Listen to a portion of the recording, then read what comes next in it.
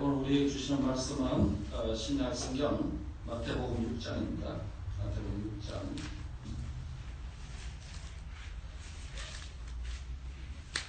10절 A파트 상반절입니다만 주기도문 전체를 읽겠습니다.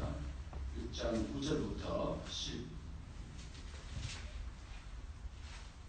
13절까지 6장 9절부터 13절까지 한 절씩 교독하겠습니다. 6장 9절 마태복음 6장 9절부터 13절까지 교독합니다. 9절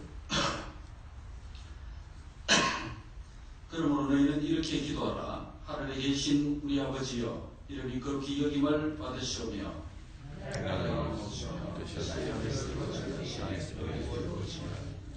오늘 우리에게 일용할 양식을 주시옵고 우리가 우리에게 죄를 사하였는 같이 우리를 사하여 주시옵고 같이 우리를 시험에 들게 하지 마시옵고 다만 악에서 구하시옵소서. 나라와 권세와 영광이 아버지께 영원히 사옵나이다.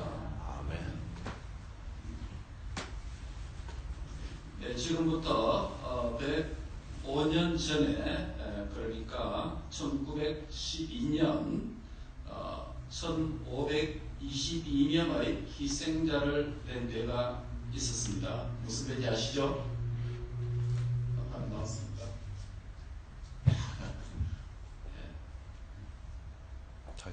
타이타닉호입니다.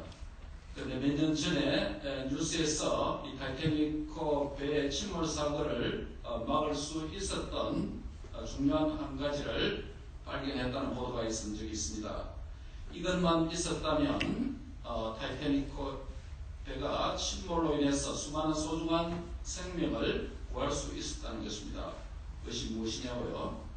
그것은 화면 맨 위에 보시면 아주 작고 평범한 열쇠입니다.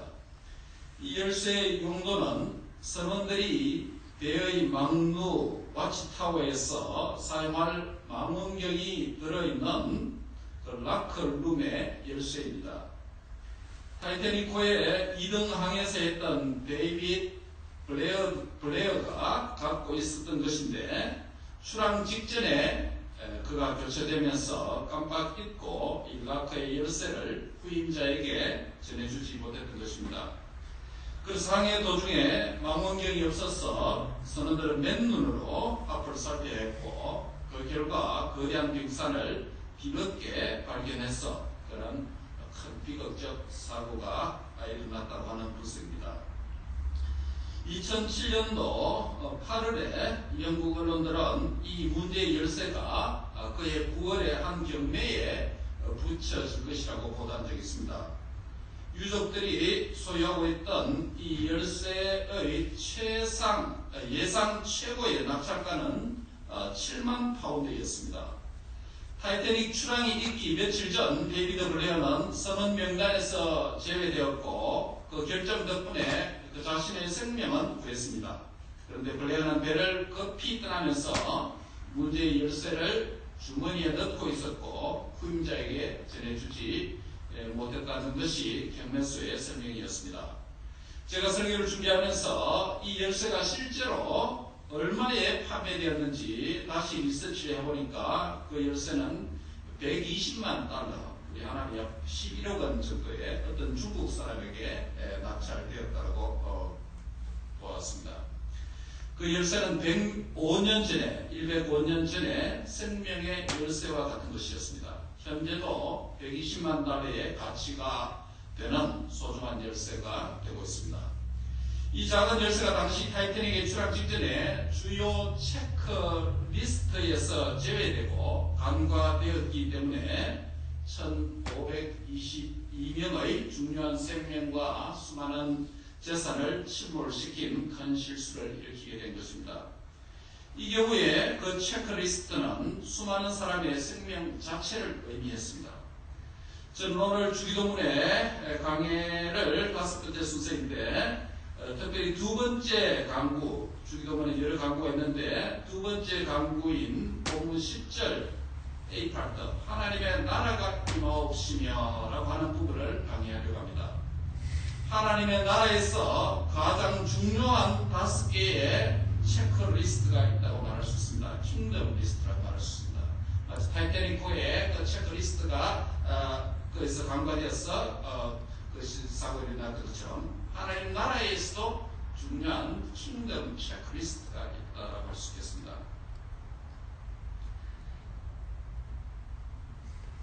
하나님 나라에서 가장 중요하다고 생각되는 5개의 체크리스트를 오늘 말씀드리려고 합니다. 그러나 이 5개의 하나님 나라의 중요한 체크리스트는 눈에 보이지는 않지만은 우리의 생각 안에, 우리의 삶 안에, 그리고 우리의 신앙 안에 있는 것입니다. 이것들은 타이타닉의 그 열쇠처럼 매우 중요한 것입니다. 이 체크리스트에 여러분이 어떻게 체크하느냐에 따라서 여러분이 하나님의 백성이냐 아니냐, 하나님 나라가 여러분 자신의 것인지 아닌지 알 수가 있습니다. 그리고 하나님 나라가 여러분에게 어느 정도 임하였는지 점검할 수 있습니다.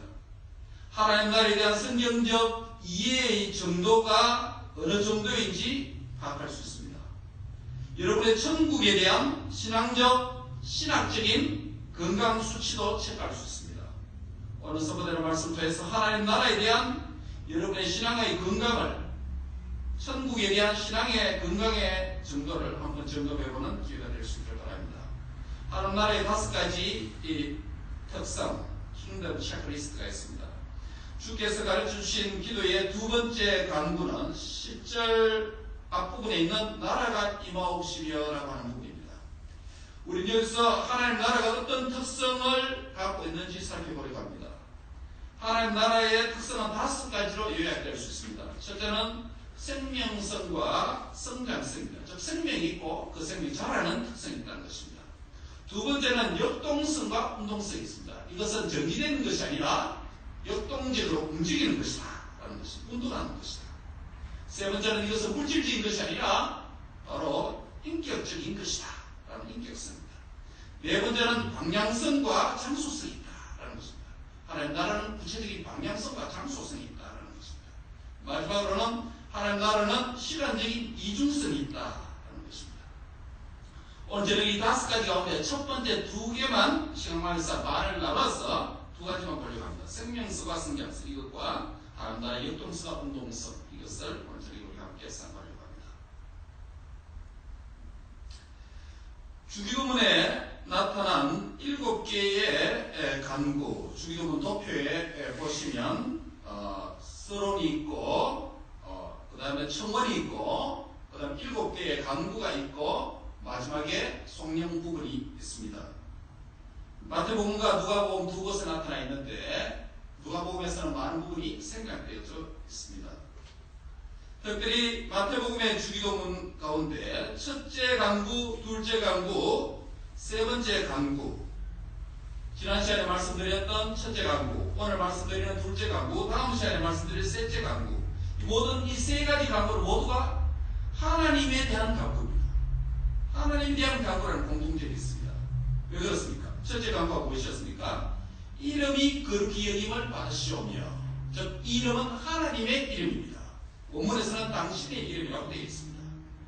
두 번째 간구는 무엇입니까? 오늘 우리가 함께 읽은 부분이죠. 나라가 임하옵시며 라는 부분입니다.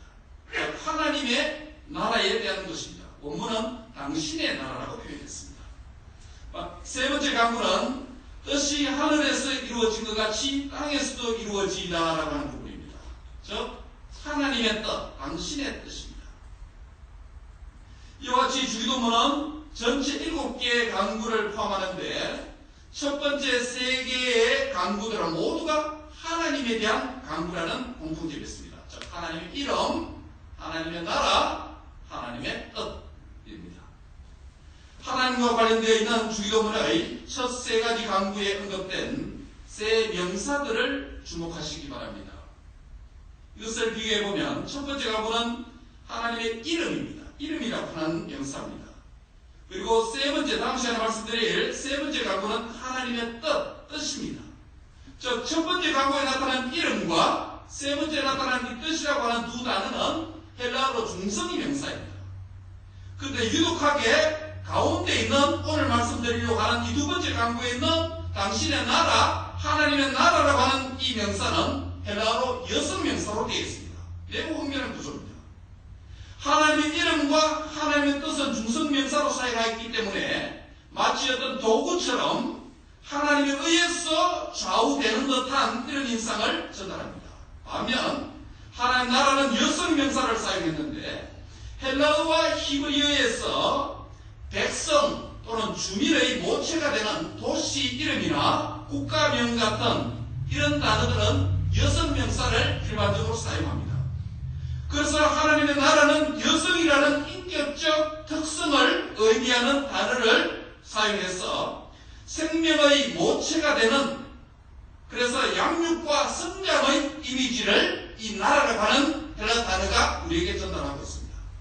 그래서 하나님 나라의 첫 번째 특징이 킹덤 체크리스트 첫 번째가 바로 생명성과 성장성이라고 제가 말씀드린 이유가 바로 여기에 있는 것입니다. 나라로 하는 것이 유일하게 여성 명사로 되어 있습니다. 하나님 나라에 대한 생명과 성장에 대해 잘 표현한 구약과 신약의 예가 한 곳씩 있습니다. 모두가 구약의 예도 그렇고 신약의 예도 그렇고 매우 작은 것으로 시작해서 크게 자라가는 것을 보여줍니다. 구약의 예는 다니엘서 2장 35절에서 볼 수 있습니다. 바벨론 왕 느부갓네살이 한 꿈을 꾸고 번민했습니다. 그 꿈이 무엇을 나타내는지 알 수 없었기 때문에 고민이 되었습니다. 그 꿈은 사실 하나님이 주신 꿈이었습니다. 다니엘이 나중에 그 꿈을 해석하게 되죠. 바로 이 신상을, 작은 의인돌이 그 거대한 신상을 쳐서 그 태산을 이루었다라는 표현이 다니엘의 이 꿈에 대한 해석을 말씀하고 있습니다. 이것은 무엇을 말하냐면 앞으로 일어날 로마라든지 또 바벨론이라든지 이런 거대한 제국들이 일어날 것인데, 그러나 이 세상 나라들은 작은 의인돌이 되시는 메시아가 이것을 심판함으로 말미암아 침으로 말미암아 그 주의 나라가 태산과 같이, 메시아의 나라가 태산과 같이 될 것을 보여주는 것이 다니엘서 2장 35절에 있는 내용입니다.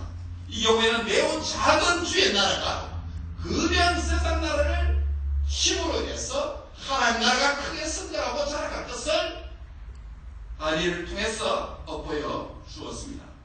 신약의 경우는 이 본문이 하나님 나라와 관련되기 때문에 특별히 마태복음 13장의 천국의 비유에서 잘 나타나고 있습니다. 작은 것이 거대하게 되는 천국의 비유가 어떤 비유죠? 어떤 비유죠? 예, 겨자씨 비유. 겨자씨 비유 보신 적 있죠? 저도 본 적이 있을 거라면 약간 작게 해서 책 한 편도 만들어서 이랬는데 거의 먼지 수준입니다. 잘 보이지 않습니다.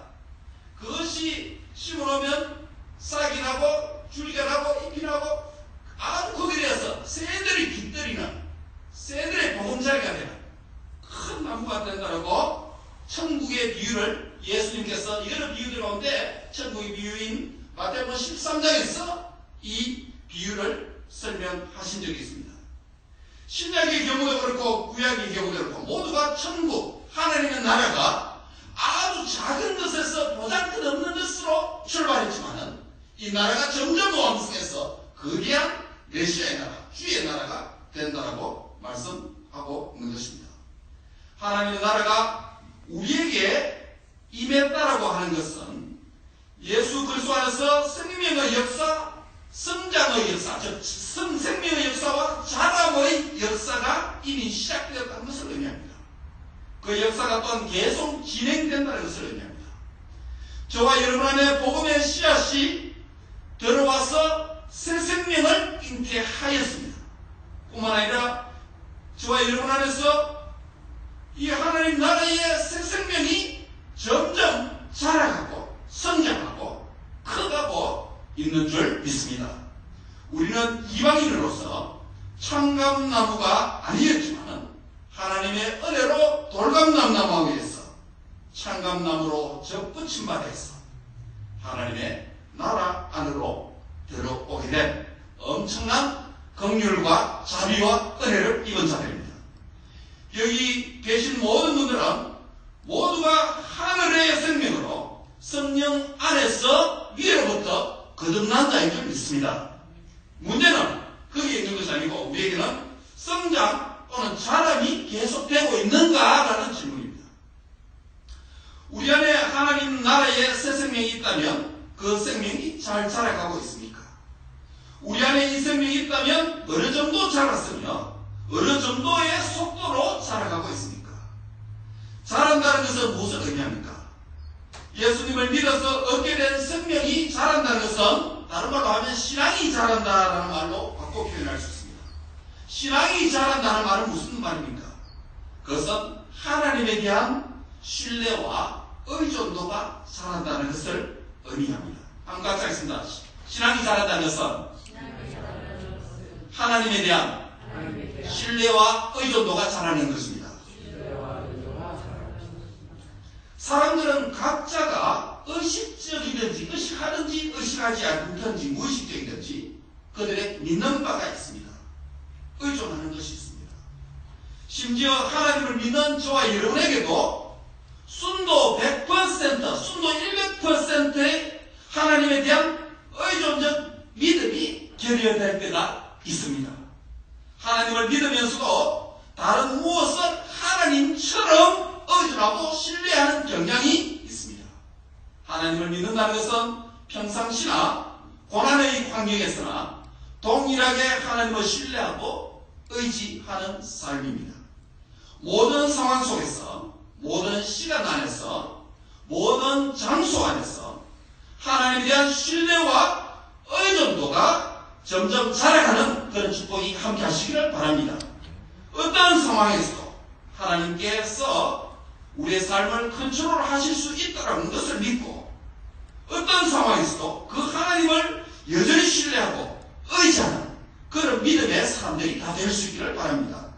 그래서 신앙이 자라간다는 것은 내 자신과 세상과 물질을 의지하고 그것들을 사랑하는 삶으로부터 하나님 중심으로 삶이 전환되고 바뀐다는 것을 의미합니다. 이런 삶이 하나님의 나라가 내 안에, 내 삶에 임하는 것이고 충만하게 성장하고 자라가고 있다는 것을 말하는 것입니다. 이런 하나님 나라의 성장과 자람은 이 땅에서 최고봉은, 최절정은 없습니다. 즉 계속 자라가야 한다는 것입니다. 이 땅에서 신앙은 완료형이 없습니다. 이 땅에서 신앙은 항상 현재 진행형이 되어야 합니다. 신앙은 우리의 연령에 정비례하지 않습니다. 신앙은 우리의 믿음 횟수에 정비례하지 않습니다. 말씀과 성령 안에서 깨어있지 않으면 우리의 신앙은 각질화되고 습관화되고 종교화되는 경향이 있습니다. 그렇기 때문에 성경은 우리에게 빌보에서 두렵고 떨림으로 내 구원을 이루어 가라고 말씀하는 것입니다. 그렇다면 우리의 자람의 정도는 어디까지입니까? 다른 말로 하면 우리의 자람의 목표는 무엇입니까? 우리의 성화의 깊이는 어느 정도까지입니까? 우리의 신앙의 성장과 자람의 표준과 목표가 있습니다. 그것은 바로 예수님처럼 살아가는 것입니다. 따라합니다. 자람의 목표는 예수님처럼입니다. 예수님처럼 생각하고 예수님처럼 말하고 예수님처럼 행동하는 것입니다. 즉 예수님의 성품과 행위가 우리의 신앙의 표준이 되는 것입니다. 예수님의 생각, 예수님의 말씀, 예수님의 행동, 예수님의 성품과 나의 생각, 나의 말, 나의 행동, 나의 성품이 둘 다 어느 정도 일치하고 어느 정도 차이점이 있느냐, 여기에 따라서 나의 현재 신앙의 수준이 되는 것입니다. 나의 현재의 성화의 정도가 되는 것입니다. 내 안에 하나님 나라가 임한다는 것은 예수님의 생각이 내 생각 안에 내재하는 것입니다. 내 안에 하나님 나라가 임한다. 오늘 주제문이 바로 주의 나라가 임하여 주옵소서라는 기도인데, 내 안에 하나님 나라가 임한다는 것은 예수님의 말씀이 내 입에 머무는 것입니다. 내 안에 하나님 나라가 임한다는 것은 예수님의 행동이 내 손과 발과 연동되어서 함께 움직이는 것을 의미합니다. 내 안에 하나님의 나라가 임한다는 것은 곧 예수님의 성품이 내 성품 안으로 녹아서 예수님처럼 사는 것을 의미합니다. 이런 것을 할 때 우리는 아직도 한참 자라가야 할 처지에 있다는 것을 깨닫게 됩니다. 특히 예수님의 대표적 두 성품은 사랑과 공의입니다. 사랑은 긍휼과 인내하는 마음입니다. 타인에 대한 긍휼과 인내하는 마음이 약하면 내 안에 있는 예수님의 성품이 약하다는 것입니다. 그리고 공의는 정당한 것을 기뻐하고 부당한 것에 의분을 품는 마음입니다. 화를 내야 할 때, 분을 품어야 할 때 품지 않고, 화를 안 내야 할 때 화를 내고 분을 품는 것은 분노 조절이 잘 되고 있지 않다는 것입니다. 분노 조절이 잘 되지 않으면 그것은 하나님의 공의에서 매우 거리가 멀다는 것을 의미합니다. 아직도 하나님의 나라가 내 생각, 내 행동, 내 습관, 내 감정, 내 안에, 내 삶에 영향을 미치지 못하는 영역과 그러한 시간과 그러한 공간이 있다면 그러한 부분은 하나님의 나라가 자라가야 할 영역이라는 것을 기억할 필요가 있습니다. 그러므로 예수님의 성품과 행위가 나의 성품과 행위가 될 때 이것이 그리스도의 장성한 분량까지 자랐다는 것을 의미하는 것입니다. 예수님을 닮는 성화를 계량화 또는 수량화 할 수는 없지만 저와 여러분의 성화의 속도가 더욱더 빨라져야 하고 성화의 정도가 더 깊어져야 하는 것입니다. 우리는 이것을 사는 동안에 사모하고 그렇게 되도록 힘을 써야 하는 것입니다. 그렇다면 어떻게 하면 효과적으로 자라갈 수 있습니까? 이 하나님의 나라의 새 생명은 자동적인 성장을 보장하지 않습니다. 효과적으로 잘 자라고 성장하려면 포도나무의 원줄기 대신 예수님께 잘 붙어 있어야 합니다. 즉 자람의 원리, 성장의 원리가 무엇입니까? 따라하겠습니다. 자람의 원리는 예수님께 잘 붙어 있어야 합니다. 예. 성장의 비결과 자람의 이 논리는 매우 단순합니다. 예, 매우 단순합니다. 너무 쉬운 것입니다. 사실은 이 논리 자체는. 성장은 붙어 있음으로부터 시작된다는 것이죠. 생명은 생명의 주인 되신 예수님께 붙어 있어야 참된 생명을 유지할 수 있고 그 생명이 건강하게 자라갈 수 있기 때문입니다. 건강하게 붙어 있다는 것은 현재적으로 자라가고 있다는 것을 의미합니다. 생명의 주님과 교통하고 있기 때문입니다. 건강하게 지속적으로 붙어 있으면 내 안에 예수님의 생명과 그 생명의 자람은 점점 더 자라가게 되고 결국 내 삶에서 내가 사는 것이 아닌 내 안에서 예수님이 사는 삶으로 바뀌게 되는 것입니다. 생명의 주님께 건강하게 바로 붙어 있는 상태가 곧 나는 그리스도와 함께 십자가에 못 박혔다는 것입니다. 그것을 의미합니다. 그래서 이제는 내가 사는 것이 아니고 내 안에서 원줄기 대신 그리스도께서 사시는 삶이 되어진다는 것입니다. 저와 여러분의 모든 시간과 모든 장소와 모든 삶의 영역들에서 하나님의 나라가 구체적으로 임해야 한다는 것입니다. 하나님 나라가 임한다는 것은 예수 믿고 그냥 내 안에 심령의 천국이 이루는 그 정도 되지 않습니다. 그것은 시작입니다. 하나님의 나라가 임한다는 것은 생명과 그 생명이 지속적으로 자라가는 것을 의미합니다. 주기도문은 한 번 딱 하고 끝나는 기도가 아닙니다. 사는 동안에 계속 해야 되는 것입니다. 주님께서 주의 나라가 임하여 주옵소서라고 우리에게 계속 기도해야 될 것으로 말씀하신 것입니다. 그 교훈을 우리가 이렇게 알아야 됩니다. 믿음으로 하나님 나라의 새 생명을 얻은 저와 여러분은 하나님에 대한 신뢰와 의존도에서 자라가라고 했습니다. 두 번째로 뭐라고 말씀드렸습니까? 그 표준은 예수님처럼 자라가야 되는 것입니다. 그 효과적 자람은 어떻게 가능하다고 했습니까? 예수님께 붙어 있어야 된다는 것입니다. 우리의 힘으로는 할 수 없지만 성령님의 도움으로 말씀의 능력으로 그리스도의 장성한 분량까지 사는 날 동안에 꾸준하게 지속적으로 중단 없이 자라가는 은혜가 있기를 바랍니다. 하나님 나라는 생명성과 성장성이 있습니다. 예수님을 영접한 우리가 예수님의 생명을 소유했다면 그 생명을 성장하고 자라가야 합니다. 그 생명의 성장과 자라기, 하나님 나라가 우리 안에 계속적으로 임하는 것이고 그 나라가 확장되는 것을 의미합니다. 우리의 모든 삶에 하나님 나라의 생명과 성장의 역사가 타의 추종을 불하는 두드러지는 은혜가 우리 삶에 있기를 바랍니다. 두 번째로 하나님 나라는 역동성과 운동성이 있습니다. 주기도문에서 하나님과 관련된 세 가지 강구에 아까의 명사를 비교해 보았습니다. 이번에는 이 세 가지 강구의 동사를 비교해 보면 역시 매우 흥미로운 사실을 발견할 수 있습니다. 하나님의 이름이 거룩하게 되는 것이 첫 번째 강구였죠. 오늘 세 번째 강구에서 다음에 말씀드린 세 번째 강구는 하나님 뜻이 이루어지는 것입니다. 즉, 첫 번째 강구와 세 번째 강구는 모두가 원문으로 수동태로 말했습니다.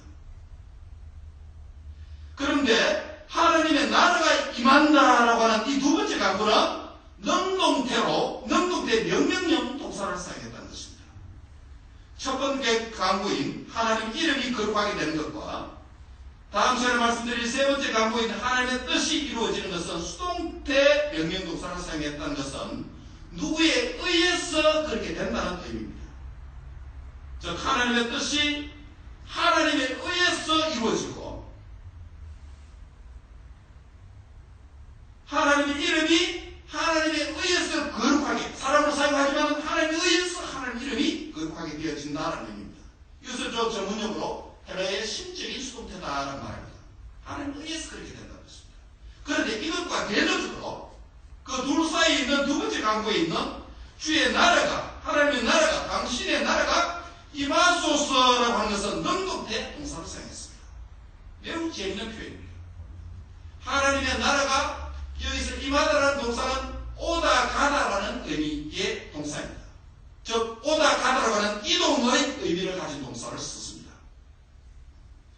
이것은 하나님의 나라를 정적인, 정지된 상태, 멈춘 상태의 개념이 아니라 또는 무생물적이고 무인격적인 어떤 존재를 표현하지 않았다는 것입니다.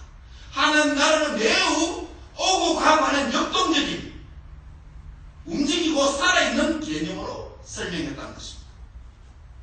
즉, 하나님 나라의 동적인 개념, 역동적인 운동성의 개념을 말씀했습니다. 하나님 나라는 인격적 생명체가 역동적으로 움직이는 측면이 강합니다. 이 나라는 죽은 나라가 아니라 생명의 운동임을 의미합니다. 운동력이 있다는 것은 매우 건강하다는 것을 의미합니다. 즉, 하나님의 살아계신 하나님의 자신을 가리킨다는 것입니다.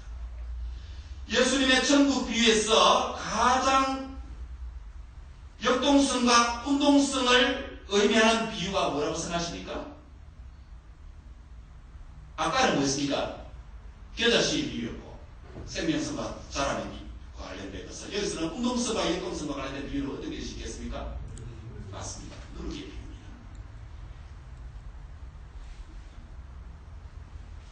누룩이 반죽안에 발효되어서 부풀어 오르는 것이 단순한 거품 성장, 거품 자람이 아니죠. 이것은 위대한 생명의 변화와 생명이 충만하다는 것을 의미합니다.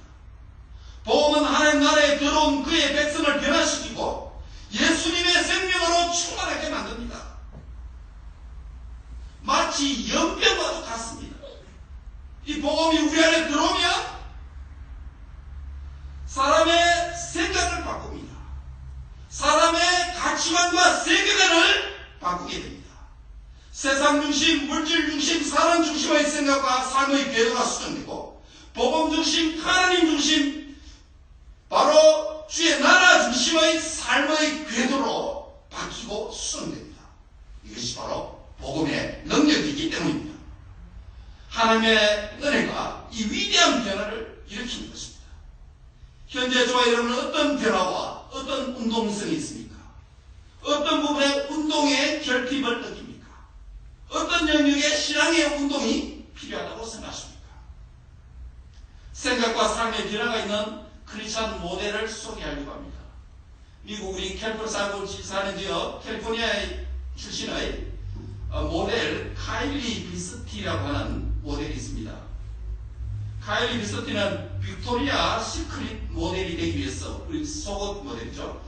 빅토리아 시크릿 모델이 되기 위해서 1만 명의 경쟁자를 뚫고 2009년도 패션쇼 때 모델 설치에서 1위를 차지한 모델입니다. 그녀는 독특한 컬처럴 시장을 소유하고 있습니다. 그런데 영국 일간지 데일리 메일은 빅토리아 시크릿 모델 카일리 비서티가 내 몸매는 단지 내 남편을 위한 것이라는 자신의 기독교적인 신념과 충돌하기 때문에 그 모델 일을 그 영광스러운 1위의 자리를 내놓고 모델을 그만뒀다고 보도한 적이 있습니다. 캘리포니아 출신의 그녀는 빅토리아 시크릿에서 내 인생의 가장 큰 목표였다. 회사에 있는 동안 실제적으로 모델 일을 사랑했고 너무 재미있었다라고 이야기합니다. 우연히 그 영광을 얻은 게 아니죠. 많은 노력을 했고 그 일을 사랑했고 그 일을 좋아했고 성취했던 것이죠. 그러나 그녀는 더 이상 나는 란제리 모델을 하지 않을 것이다 라며, 란제리는 옷이 아니다, 신념 때문에, 거창한 신념 때문에 입기가 점점 불편해졌다고 그렇게 덧붙입니다. 그녀는 내 육체는 신성하며 단지 내 남편만 볼 수 있다라고 설명합니다.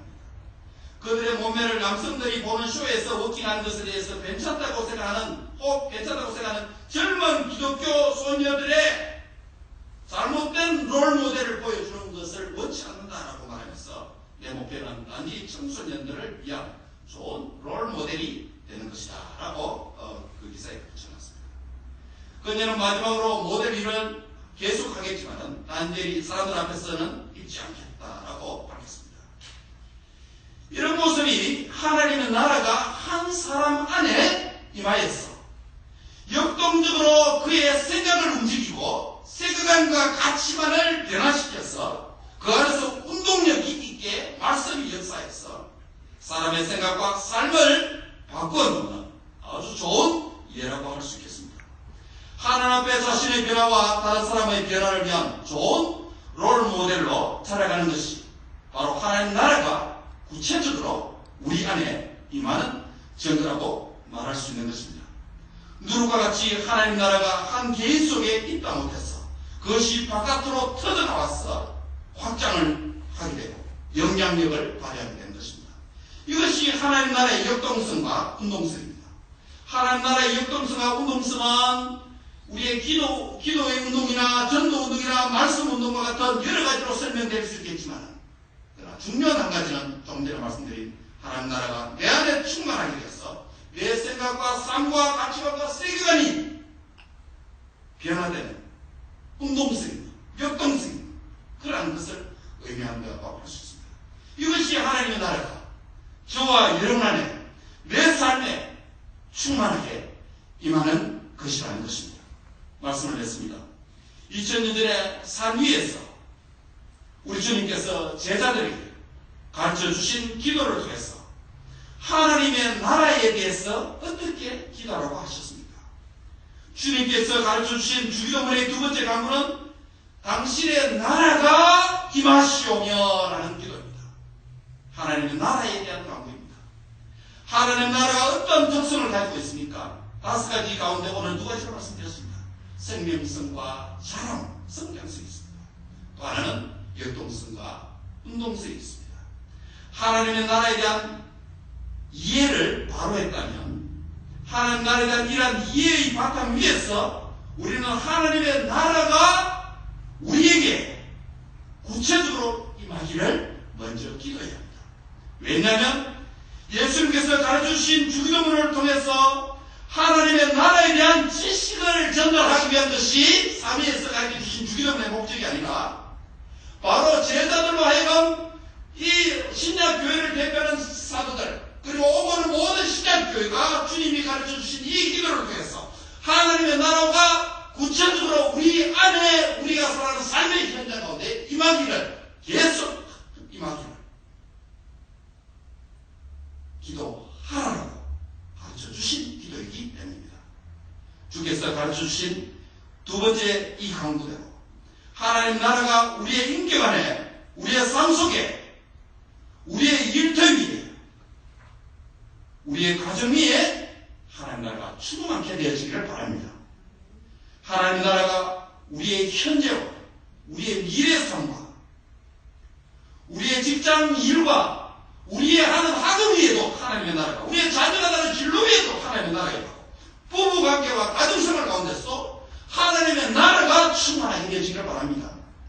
우리 교회와 우리 교회가 소속된 이 로컬 처치, 이 지역에 구체적으로 우리를 통해서 하나님 나라가 충만하게 임하는 그런 축복이 저와 여러분을 통해서 일어나기를 축원합니다. 기도하겠습니다. 같이 기도.